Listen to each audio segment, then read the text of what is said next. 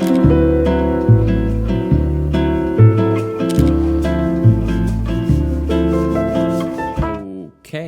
so it's time for yet another little photography road trip video.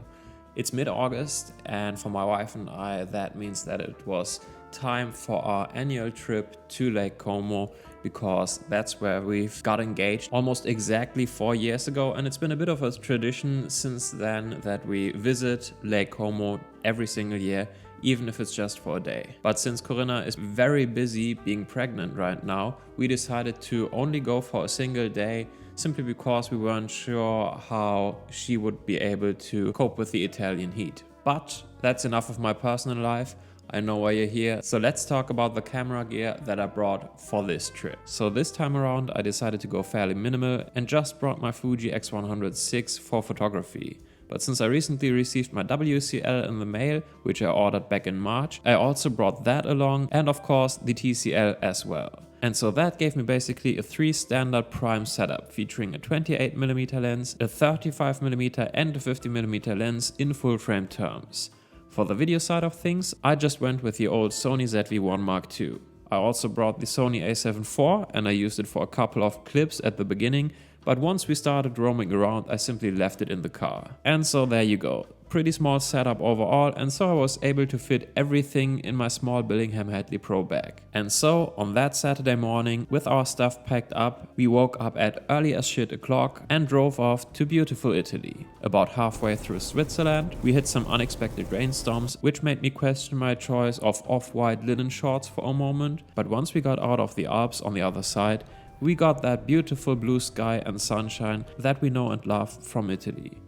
After a quick wee stop at some random supermarket, we made our way to catch a ferry over to our first stop of the day, Bellagio. Now, if you have never been to Lake Como, it's essentially just a gigantic, sort of weirdly shaped lake with dozens of beautiful and super picturesque little towns and villages dotted along the coastline, and Bellagio is probably one of the prettiest of them all. But because of that, it is also completely overrun by tourists. So if you want to experience some true laid-back Italian vibes and really enjoy that quality food, this is not the place to go. But with that being said, I still think that it is well worth a visit. And also, just speaking for us, it's also where Corinna and I got engaged, and so it's basically just a must visit every time we are at Lake Como. Also, on a side note, I would definitely recommend to go there on a ferry, simply to get that initial view of Bellagio from the lake. It is beautiful.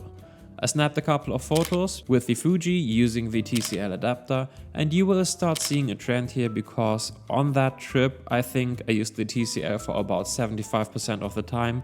Maybe another 20% of the time I used the WCL and only got a few shots using just the stock lens. Reason being that 28mm and 50mm are for sure my favorite focal length. And even though I still enjoy shooting a 35mm lens, it's kind of neither here nor there for me nowadays. And I much prefer to just use a 28 or a 50 if I have the chance to. But anyway, eventually our ferry reached Bellagio, we departed, parked the car and went off. Our first stop was at a little bay where Corinna wanted to quickly dip a toe into the water to cool off her feet, and I took a couple of photos.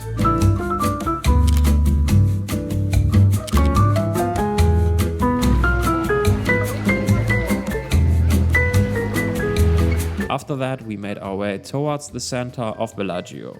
On our way, I came across this scene and took a few quick snaps, and I really like this one, with the bright red Vespa at the bottom, the wall, the woman's dress. Good start to the day, if you ask me.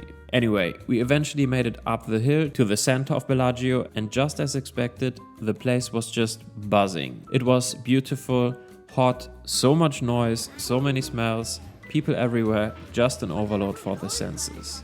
So, slightly overwhelmed after our 6-hour drive, we decided to grab a bite to eat first.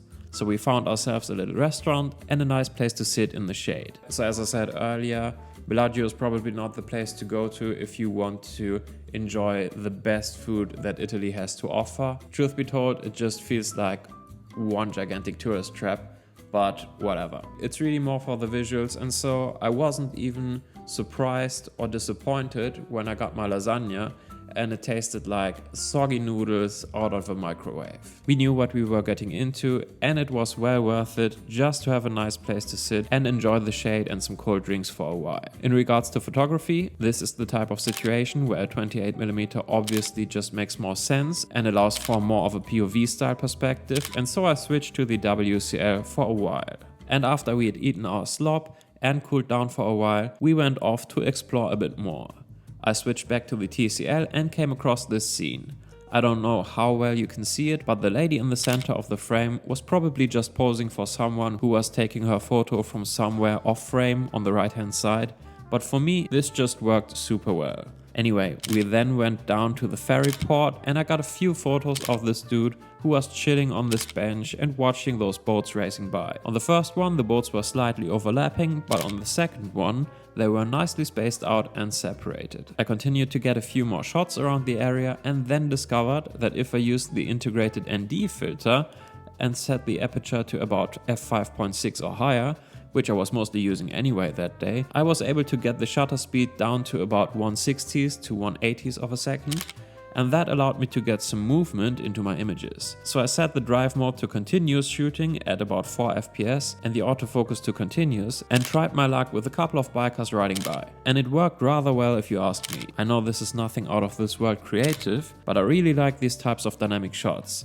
By the way, I also mapped the button on the front as a quick ND on or off toggle, and that allowed me to switch between having a slow shutter speed and using a fast shutter speed to get everything sharp within just a split second. We then made our way up the hill again to a small park area, and I waited a few minutes at this spot where I could overlook this corner with the lake in the background. You know, it would have been super nice to have something like an Aston Martin or a Ferrari drive by at that spot with that backdrop, but no, sadly, no luck that day. Eventually we decided to head back to the car. I grabbed a few more shots like this one, where I tried to have the boat to be the center of the image, but I think it didn't really work out because it was just too far away and there were too many distracting elements in the frame. You know the feeling when your car has been cooking in the sun for hours on end and then you're just about to sit down on your black seat? That's exactly what I'm about to do. Not looking forward to it. They are piping hot. I'm just going to burn my ass off now. Let's go. Oh my, fuck me. Holy shit. And so we went for yet another 1 hour drive towards Como. Yo, look at it. We made it. Yeah. And with that, welcome to Como. Just got a few hours left in the day because at around 9 PM or so we do have to head back home. But yeah, let's make the best of it. So we headed into town not actually knowing what we wanted to do there. We just knew that we wanted to visit our favorite pizza spot later that evening, and we also knew that we were super dehydrated and that we were desperate to just get some water into our systems. Aside from that though, obviously I also wanted to take a couple of shots, and since by that time we already got a bit of that close to sunset kind of light where you get just loads of contrast, I whipped out the TCL once again to really make the best of those bright patches of sunlight and those dark shadows and really focus in on my subjects. Or you know, that was my theory anyway. The results were kind of mixed. I took a quick snap of this pigeon just going about its business, and I hope you can see what I mean. Light, shadow, subject, you dig it? Cool. I also got a shot of an empty table of that restaurant with the light coming in at about a 45-degree angle from the top right corner, and I think it really works. Also, colors in Italy, goddamn, I just love it. Especially in Como. Loads of warm brown tones, off-white, green, soft grays, and everything in between, with some occasional pops of color for good measure. Anyway, I saw this lady standing in this arch, and as I was thinking about some way to make the scene work, a bunch of pigeons just took off next to her and I grabbed this quick snap. There are elements here that I like. The pigeons, the movement, the arches, but overall, it just doesn't really work for me. There is this blue bicycle in the background that I'm not too sure about, and the light isn't right either. I don't hate this image, but I kind of feel like it's a missed opportunity. We then wandered around a bit more and I got a few more shots just here and there. Eventually we made it to the lakeside area where I took this snap of a guy on his motorcycle, and that sparked the desire to shoot some more drag shutter photos again.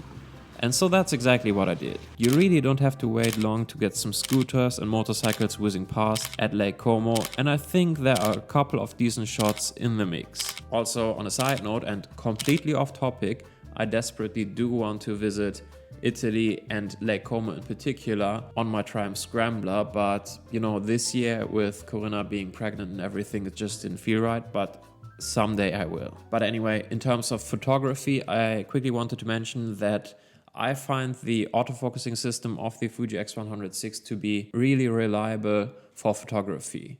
And I say that because I recently got a couple of comments under some of my videos where I talked about the Fuji X100VI, saying that those people are having just the worst time using the autofocus with their Fuji X100VI. And I'm not questioning the validity of those comments in any way, but all I can say is that I'm not having any such issues, and for me it works really fine. I took about 400 shots on that day, and maybe 5 or 10 images were out of focus that day. And so yeah, it's really not an issue that I'm experiencing with this camera. With that being said, I am mostly using this camera with either single point autofocus or maybe zone autofocusing. Never ever would I use just a wide area autofocus where the camera essentially has to decide by itself what your subject might be and what you want it to focus on. I wouldn't even do that with my Sony a7 IV, which has a brilliant autofocusing system. And so if you're doing that, that might as well be the reason why you're missing just a ton of shots. But again, I have no idea if that is the case. Maybe those people just have faulty cameras, or they are shooting in situations that are just a lot more demanding for the autofocusing system. Who really knows? All I can say is that my X100VI is fine in the old AF department. Anyway, after hanging around at that street corner for a while, we then went to a bar where we spent about 2 hours or so just downing liters and liters of water, which was super pleasant, but I didn't film any of it. And then we made our way to the pizza place where we wanted to go to for dinner. And of course, I tried to get a few more shots on our way there. For example, we came across this gentleman who was just standing in the middle of the street with a glass of wine when we got there, which looked just like such a vibe, but he put it away before I could take out my camera. Sad times. I had also just freshly mounted the WCL on my Fuji again to get some wider shots as these two dudes came by. They almost looked like twins, and I don't know, I think this shot just kind of works. I also took this quick snap, which has a super casual vibe to it. Not a brilliant image in an artistic sense, but I think it just captures the atmosphere quite well. Anyway, I took a few more shots here and there, as per usual. No award winners, but whatever. We eventually made it to our dinner spot, had some lovely pizza, thanks for asking, and we were back home in our beds at around 1 AM. And so it was a long day, but well worth it in my opinion.